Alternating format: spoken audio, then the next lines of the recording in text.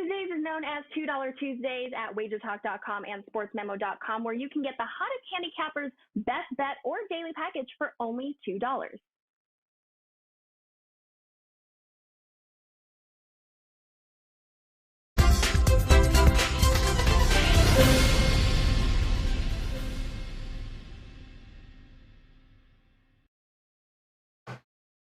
All right, guys, welcome in. Here we go. I can't believe it. March 2nd. That is right, Tuesday, March 2nd. It's the NBA tip-off show. It is powered by WagerTalk.com. And it's a light card here in the association tonight. We're going to try to get through, well, as many of these as we possibly can. And we're going to do it with three of the best. But we're going to talk Knicks, Spurs. We're going to talk Clippers, Celtics, Memphis in there against the Wizards. The Miami Heat just down the road from me here, taking on the Hawks. And Denver, Milwaukee, who already started scoring points, and the game hasn't even begun yet. And we're going to do this. All of these games we are going to bring to you with three of our favorites here at WagerTalk.com. Starting at the top, there he is, Ski Prophet in the house, back again. The man is on fire. In the middle, who else? Who better? Teddy Cover is here. We got a very special announcement with Teddy coming up. And the $2 handicapper, there he is, Tony Mejia in the house here, guys. Keep in mind, it is $2 Tuesday right now, Wager Talk. Tony Mejia's best bet in the NBA is $2 right now. Teddy's very first 5% college basketball play is up, and I'm telling you guys, for Teddy to slap a 5% play up in college basketball, he likes it, and you can use the code Teddy15 and take $15 off that best bet right now. So great opportunities for you guys to make it a profitable Tuesday, but it starts with hearing what these guys got to say about what's going on in tonight's card. And Ski, I'll start with you, man. You've been absolutely on fire, crushing it again last night. What do you got up and ready to rock here for today in Wager Talk? Well, I know I posted a 2-pack yesterday for the NBA, and both of them won. And today I have another 2-pack. So I look for another 2-0 day there. So I'm 9-2. I think my last 11, and that's the last 2 days. So I look to keep it going. All right, we're gonna make sure that you keep it going too, man. Because if not, we're just totally gonna bust your balls. But don't you worry about it. Ski is going. He's going undefeated again tonight, as is Teddy Covers. Teddy, 5% best bet in college hoops, the very first one this year. Excited about that, and excited for the rest of the card here, both in the association and college hoops. What else you got going on? I've got, as you mentioned, the 5%er in college hoops tonight, and I went back. I was shocked that I haven't had one all year, and I wasn't planning on one today. But man, this game jumped off the page at me. And then I did my diligence, and it continued to jump off the page at me. So I expect right side winner. All that said, in the NBA tonight as well, we have a single play, one of the NBA on TNT games for this evening. One of the games we'll break down here in the show. So you can get those plays available right now at WagerTalk or SportsMemo.com. Love it. And, of course, Tony Mejia, $2 handicapper at WagerTalk.com. I believe your best bet in the NBA tonight, $2, correct? Correct. And I wish Teddy luck on his college 5%. I wish Ronald Kabang of Sports Memo luck on his $2 Tuesday 4% NBA play. And I also have one of those. It's on Bucks Nuggets. So we'll break down that game, but I will not give you a prediction on that later. But, yeah, it's been going great in the league. 62% over the last week, I believe, over 42% return on investment in all sports over the last 6 days, 4-0 on 4% plays, which is what I have tonight for NBA, 5-1 on the season for 5% plays. So it's been going really well of late on the big plays. Need to really start streaking on the 2% and 3% as well. All right, guys. Well, let's do it. Let's make it a profitable Tuesday here in the association, and we'll start with our contrarian game and play of the day. And this should look familiar because we had the Spurs yesterday. We took a look at the Spurs and the Brooklyn Nets in that game last night.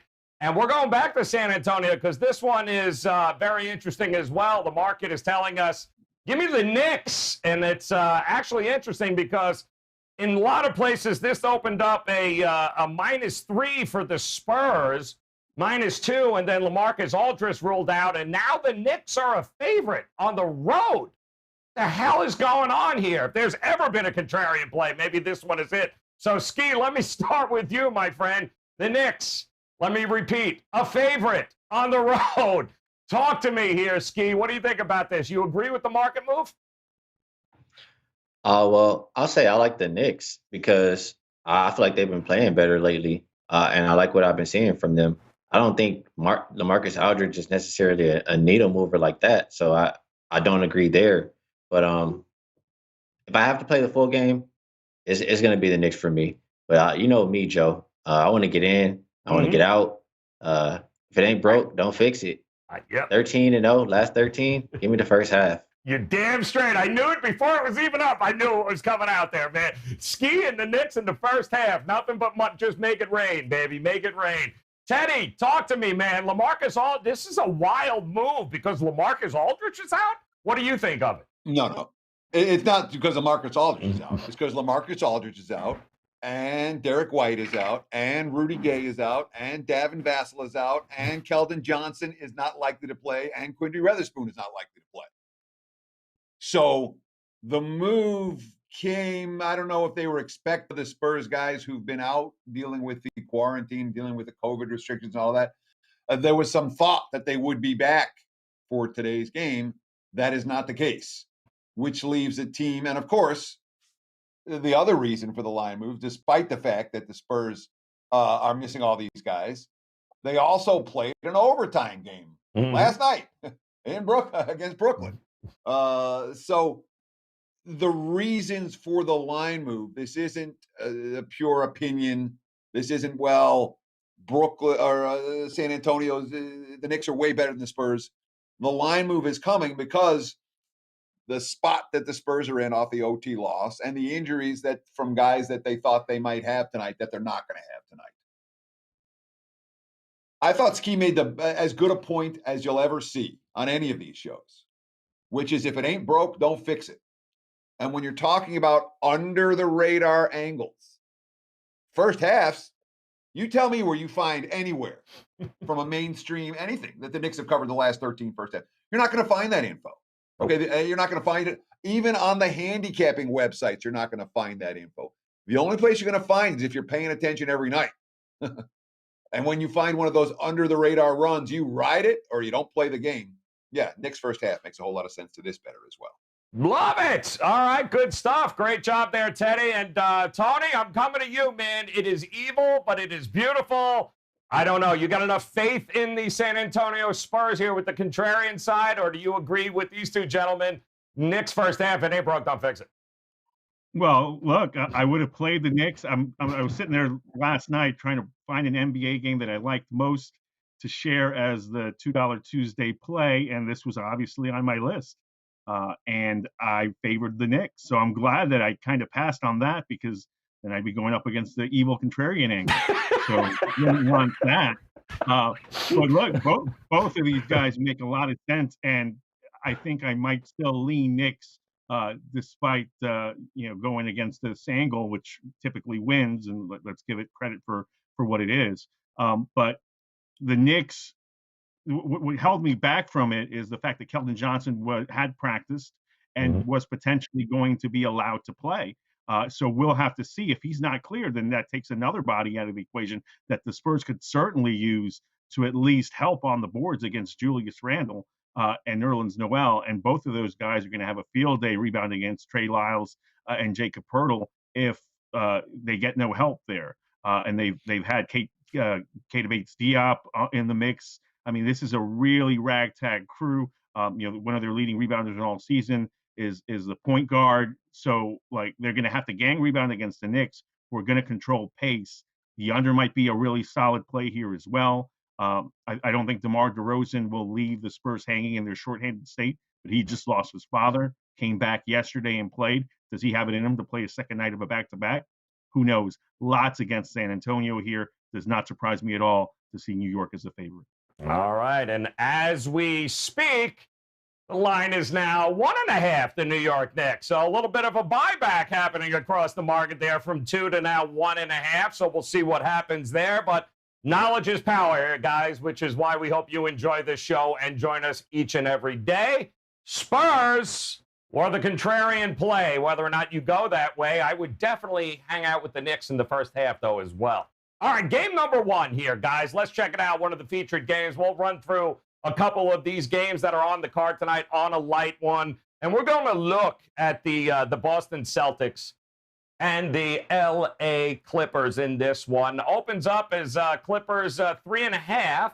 And then, of course, we see the total at 225. Now, I do see a lot of 4.5s in the marketplace right now for the Clippers. And I do see right around that 220 and a half. So the total's come down, a little bit of Clipper love. And Teddy, I'm coming to you, man. Obviously, current form, I think there's only one way you can look here. The market seems to think Clippers are the way to go. What do you think? I'm curious if you say the current form is the only one where you can look. Which of these teams is in better current form? That would be the Clippers always. Oh, the Clippers, who are 1-2 on their current road trip and were outscored 9-0 down the stretch of the loss to Milwaukee the other day after getting bombed by Memphis to open. So that Clipper team. So wait. Are you going Boston here? Do I hear a Boston? No, Boston. Yeah. All right, not a problem. Just want to make sure. Go ahead. But the Clippers have shown vulnerability. You know, what are they? 4-4 their last 8 games. They're playing. Yeah. They have not played great basketball of late. They haven't played great basketball during crunch time, and they haven't played great basketball on this road trip. I do like the Clippers off a loss. I like them a lot off a loss. And I like them a lot off a bad loss, like the one they had in the Bucks where they had Milwaukee on the ropes and then they just went cold the last 4 minutes of the game. I didn't score a point in the last 4 minutes of the game, much to my chagrin. But it's a Celtics. Look, I don't trust this Celtics team right now at all. All right, it doesn't look like Jaylen Brown's going to play. The market moves this morning are telling us that the market don't expect Brown in. Without Marcus Smart in the lineup, look, and even the last 2 wins for Boston, they beat Indiana. That was a coin flip game. They made some plays down the stretch and got there, and the Pacers kind of choked it away. They beat the Wizards by a point, never sniffed a point spread cover in that contest. It's not even like against mediocre Eastern Conference teams that Boston is winning by margin. Without Smart, without Brown, I do not trust the Celtics to hang tough in this one to be Clippers or pass for this better. I do have a stronger opinion on the total than the side. Ooh. We'll get back to that. We'll get back to that when it comes to best bet time. All right, interesting. First time around, I don't think Paul George, last time they played, was available in that game. So, Tony, talk to me here. What do you anticipate we are going to see from this Clippers team here tonight? Well, from the Clippers, I think we'll get a bounce back. They played a pretty good game against the Bucks until they shorted out there at the end. And it's a squad that's coming together again. They had to spend time with Kawhi Leonard and Paul George away from the team. So Lou Williams had to step up, and he's finally joined us in the season, which is great to see. Marcus Morris played a bigger role. Nicholas Batum is in that glue guy where he doesn't have to take a shot and probably prefers it that way, but is setting up everybody else. Serge Ibaka's playing well.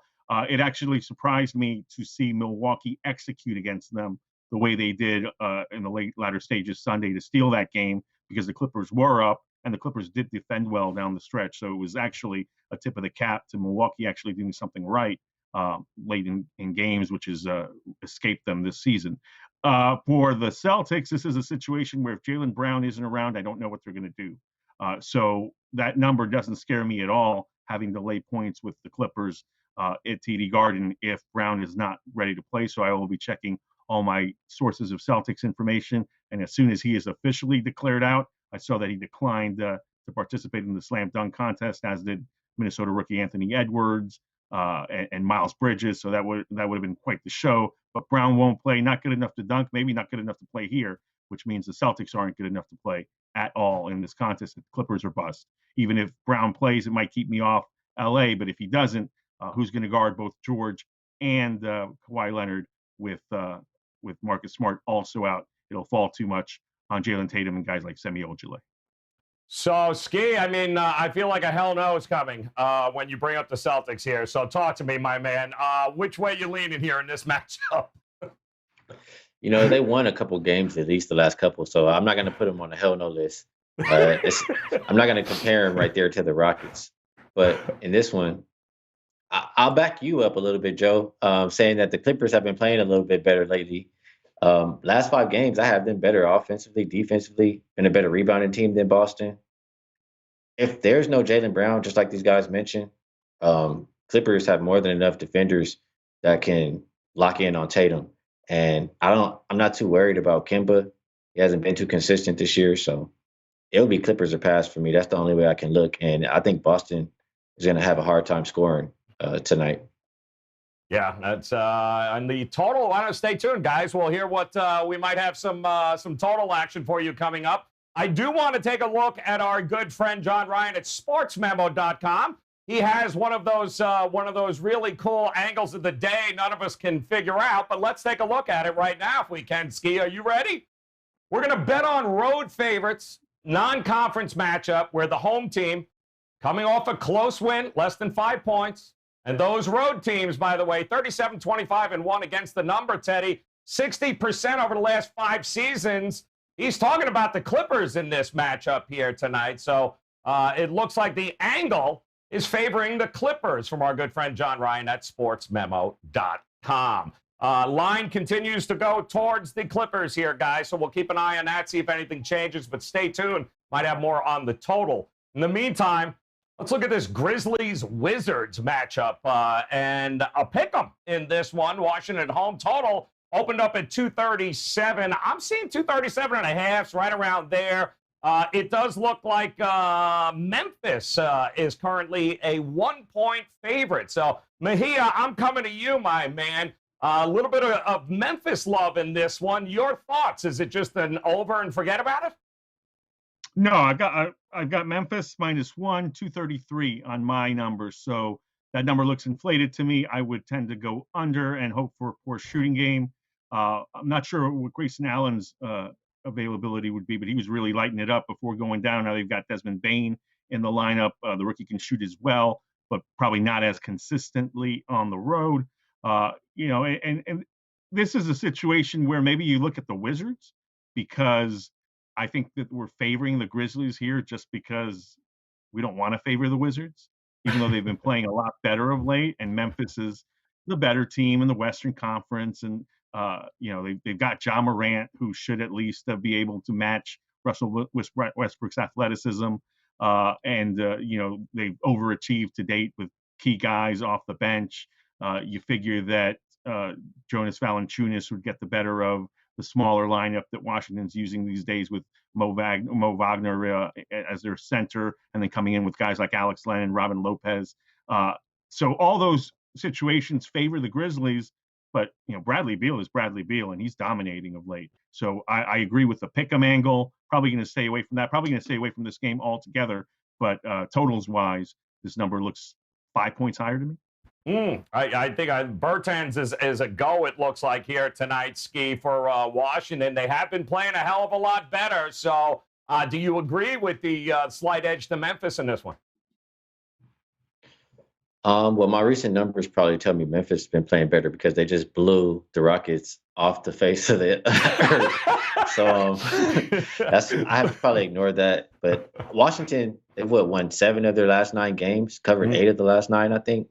And you have to think that that Bradley Beal and company are pretty upset after they let that Boston game get away. And I look at who Washington has been playing.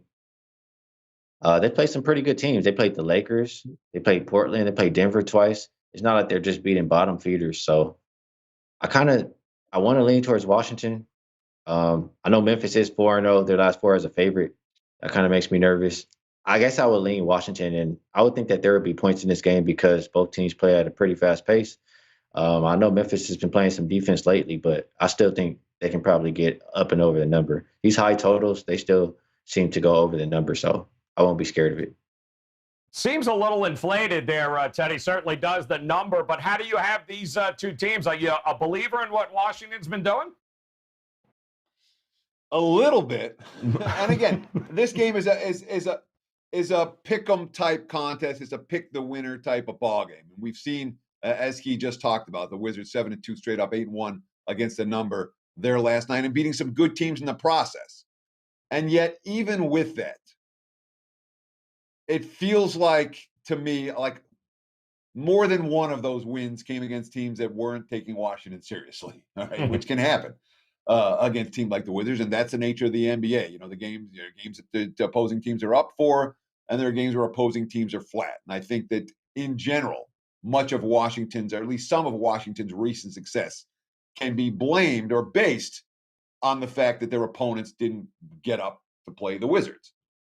I'm not convinced that's the case for Memphis tonight. And I continue to think that Memphis, of these two teams, like which team can you make money with moving forward? It's a nice run for Washington. I'm in no rush to step in front of it. Again, 8-1 ATS, and they've done it in an under-the-radar style. I think Memphis is the better of these two teams. I think the markets are telling us that Memphis is the better of these two teams. And which squad do I trust to get a stop in a pick'em game down the stretch? The score is tied with 2 minutes to go. Who do I want? I want the team that can get a stop. And that's the Grizzlies, not the Wizards. So lean here towards Memphis. Justice Winslow back in the lineup too as well here. So coming off of that, well, I mean, hell, the four of us could have had a good game against the Houston Rockets. So it's an interesting game here tonight, guys. 7 p.m. Tip-off on that one. Let's take a look at that Miami Heat game if we can as well. Just up the road here, 7:30 p.m. Eastern time. Start with this with the Hawks going through all sorts of changes there. 3.5 points is what it opened up at. I'm still seeing 3.5, pretty steady, and the total has creeped up a little bit. I'm seeing some 222s on the marketplace. So, Ski, let me come to you, my man. Miami Heat, are the Hawks in that hell no area of yours right now? You know, there's a guy named Johnny who's from Atlanta, and we talk about NBA pretty much every day. And he said a while ago that when the coach that just got fired, I forget his name, but he said when he was not at the games, Atlanta was definitely going to win. And then he said as soon as he comes back, Atlanta's going to lose. And I asked him what's going to go on now that he's fired. He says they're going to win tonight. I'm like, okay, I'll see. And it pops in my mind because he's been right all the time. But in general, I can't go against Miami. And simply because they've won 6 in a row. We always talk about don't want to catch the falling knife. Like, how about we ride some of these streaks? And they beat the Lakers. They beat Utah. And even if Jimmy Butler doesn't play, I looked at that too. At least Bam's going to play. At least Hero's going to play.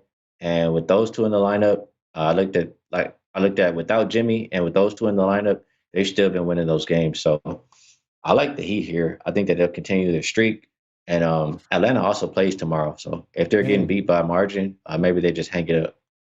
You know, Teddy, actually, heading into the fourth a couple of days ago against Miami, they were actually ahead in that game, and then they let up a 10-0 run, and then everything went to hell from that point. So what do you think we're going to see from Atlanta in this spot? So from a situational standpoint tonight, I can't take Miami. And Miami's a streak worth riding. So that's talks about how strong the situation is here for Atlanta. It's a similar story in the NHL. It's a similar story in MLB. It's the same thing for the NBA. The first game after the coach gets fired, the team shows up, period. Okay. I mean, it's just knee-jerk. And that's a knee-jerk reaction that I have. Is the coach just got fired because we suck. Let's do something. And that tends to happen in the NBA. So we have the coach getting fired angle. Then we have the short turnaround revenge angle, where, you talked about how these two teams played. And Atlanta's right in the game, and then Miami makes the plays down the stretch to get the W.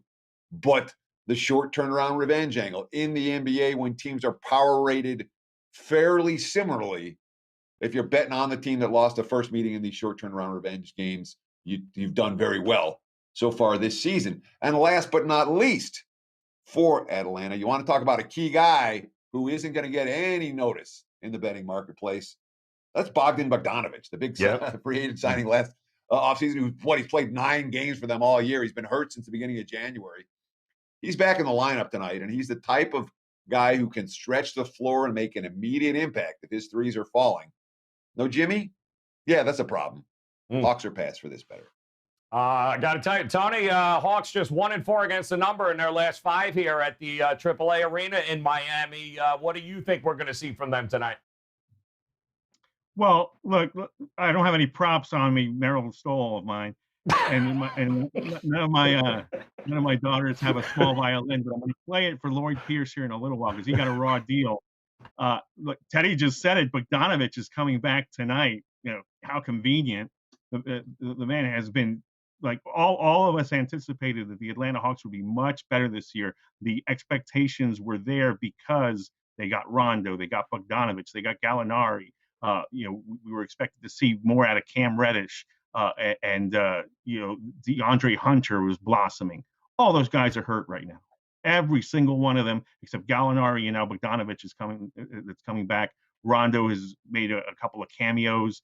The depth hasn't been there. Trae Young and his chemistry with John Collins fell apart. He's getting a raw deal, Lloyd Pierce.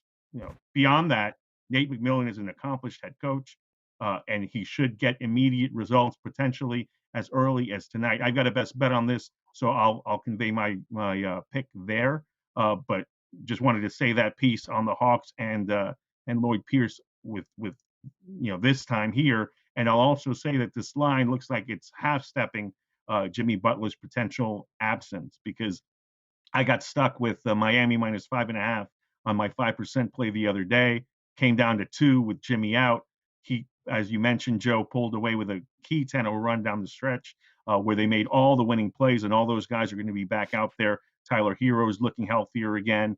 Goran Dragic back in the mix, such a catalyst for them. And the key to it all for the Heat, even when Butler is in there, is Bam Adebayo and his ability to switch on people defensively. And two things that stood out: Clint Capella was able to make inroads on the road, on the boards in that game, got Atlanta huge second chances that kept them in that game when it looked like a Miami blowout early. And John Collins, who always seems to play well against the Heat, he topped 30 points, I'm pretty sure, and is also going to be a factor tonight. So it should be a competitive game. Again, I'll give my best bet, but really, my condolences to Lloyd Pierce for losing that gig. Yeah, Collins, 34 points, 10 boards, 3 blocks in the game in a losing effort. So anticipate he might have to look at some of the props for him in this game tonight. All right, we got one more game I want to talk about here, guys. That, of course, being our overtime game. But before we do, I do want to remind you guys right now, Teddy is locked and loaded. 5%, his first 5% best bet in college hoops tonight is up and ready to rock and roll. You can grab it at sportsmemo.com or wagertalk.com and use the code Teddy15 at checkout. Get $15 off of that play right now. His 5% college basketball best bet locked and loaded, as is Tony Mejia. He is the $2 handicapper today at WagerTalk.com, which means his best bet right now, $2. Visit them, WagerTalk.com. You heard from Ski. He's got a 2-pack ready to go here as well tonight. No excuse not to make Tuesday a profitable night. Head over to WagerTalk.com and grab the plays. All right, this is going to be an entertaining game. At least I think it's going to be entertaining. Will we see enough scoring in this overtime matchup between the Denver Nuggets and the Milwaukee Bucks? 235 is where it's sitting. And Teddy, I'm coming to you. Maybe the most amazing thing is that we haven't seen it move a whole heck of a lot here, this total. But there's no doubt that they are certainly capable of scoring way more than 235 points. But do you trust them to do it in this game? Yeah, I mean, this line has basically done nothing all day. And when you look, with totals, a lot of times I want to see coaching matchup versus coaching match. How do they play it against one another? Obviously, with Mike Malone and Mike Budenholzer, two guys who have been here for a while, so you can look back at series history and potentially glean something. So you go back, I say, the last 4 meetings, again, they only play twice a year, so you don't get a ton. But the last 4 meetings, twice they've gone to 240, 237, 242, and twice they've been at 205 or less. So you're not getting any sense from that aspect as to how you expect the game to be played. When you look at current form for these two teams, Milwaukee, they play a little bit of defense. That may be, we say, how have they managed to finally win 4 in a row? Well, at least some of that has come on the defensive end. Of course, they scored 128, 139, and 129 in the first 3. But then they played an opposing team that played defense, the Clips, and they were sitting at 96 with about a minute or 2 left before Giannis got them to 105.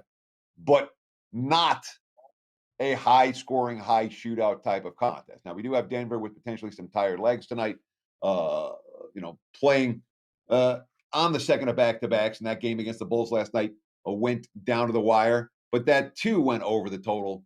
All of this talk, and I don't have a strong opinion on this total. I just don't. Good luck, however you decide to bet it. I won't be touching it. Yeah, it's Teddy's got a point there, Tony. I'm looking Jamal Murray, Michael Porter Jokic, all at least over 35 minutes in that game against Chicago. They ain't got no bench, so do you trust them to score enough to go over in here? Strong opinion on this game, Joe. It'll cost you $2 to find out exactly what. And yeah, Teddy was absolutely right. I looked at all these previous meetings. Jokic didn't play in one of those games, one of the lower scoring ones. In the last meeting that he did play against Milwaukee, 35 points, 12 rebounds, 6 assists on 26 shots. But yeah, Denver certainly banged up and on the second night of a back-to-back. Milwaukee also smarting from that collapse. Again, $2, you'll find out exactly what I think about that game. I love it. Head over to WagerTalk.com. Get it done. That's what you call a tease. Go ahead, Ski. Talk to me, my man. This it's weird that it hasn't moved at all. A Bucks total that hasn't moved. What do you think is going to happen in this one? Who is going to stop Giannis? Is my That's looking at the starting lineup. What it's Porter Jr., Barton. I don't see any paint protection. Anybody stopping Giannis. And the Bucks, in my opinion, want to play fast. Denver likes to play a little bit slower. Both offenses really efficient. Both teams can shoot the three well. The thing, if Denver is going to have any life in this game, they got to make some threes against Milwaukee because the perimeter defense for Milwaukee is not great. And if I have to play this total, this went over 5 of the last 7 meetings. The over is 3-1 on a back-to-back for Denver. I would be leaning towards points. Expecting the points. There you go. Over to lean for Ski. Now, of course, it is time for our buzzer beater best bets here on the NBA Tip-Off Show. You guys know how it works. We throw 60 seconds up on the clock.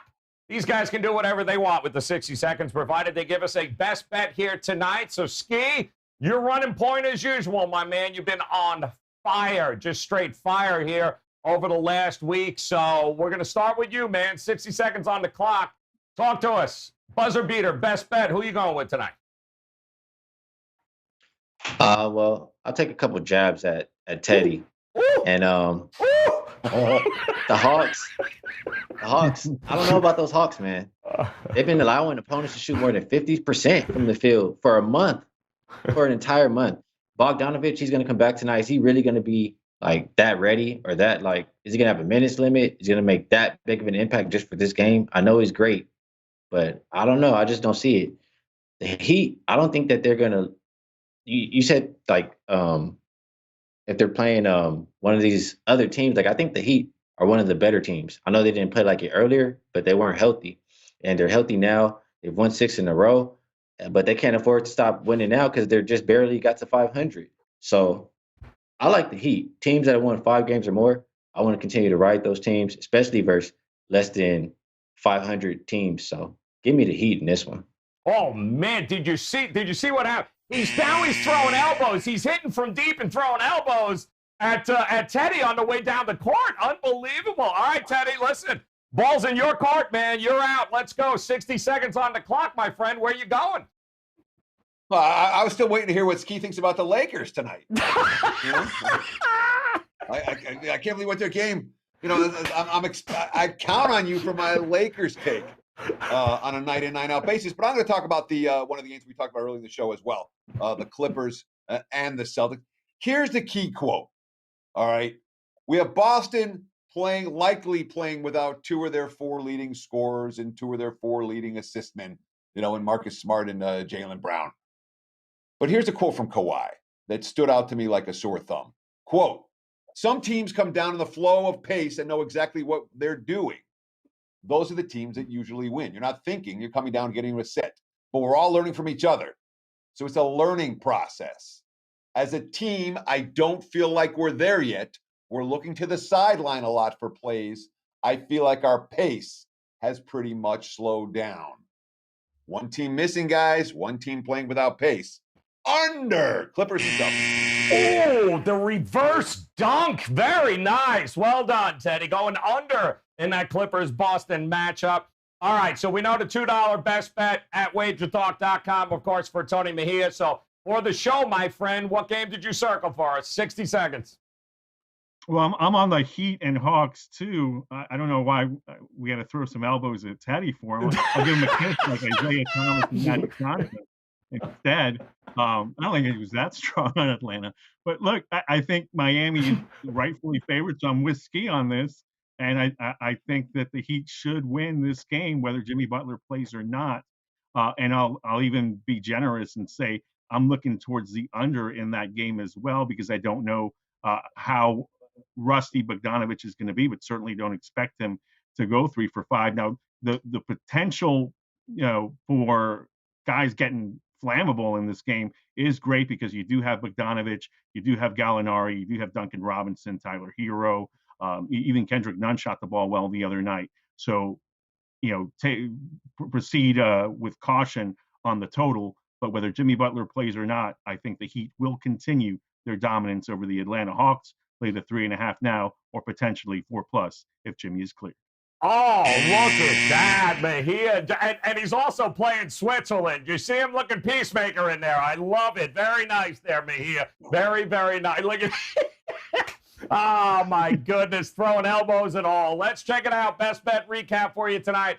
Ski, despite Teddy Cover's slight inclination for saying a nice thing or two about the Atlanta Hawks, the Heat laying 3.5 there. The Clippers, Celtics under 220, and of course Tony Mejia. He's with Ski, man. 3.5 points. The Miami Heat continuing their dominance here. We'll see how that goes tonight. And of course, don't forget Tony Mejia, $2 best bet. He is the $2 handicapper at WagerTalk, and Teddy, he's ready to locked and loaded college hoops tonight as well. 5% best bet. His first 5% best bet in college hoops this year right now. Use the code TEDDY15 at checkout. Get $15 off that 5% best bet. And Ski, he's got a double pack waiting for you right now at WagerTalk.com. Great job, guys. On behalf of Ski Profit, Teddy Covers, and Tony Mejia, guys, hit that bell in the upper right-hand corner. Subscribe to the page. Make sure you come back and join us again tomorrow. We break down more games into the abbreviated association week, as it is All-Star weekend here, but we will have some games tomorrow to go over, and we'll do that here. So best of luck with your plays, guys. Thanks for stopping by. We'll see you again tomorrow. Monday at WagerTalk.com. All daily picks packages are priced at only $9, including $40 5% best bets. As an added bonus, all new users will receive $25 in WagerBucks credited to their accounts, available for immediate use after their initial $9 Monday purchase. So make sure to take advantage of $9 Mondays at WagerTalk.com.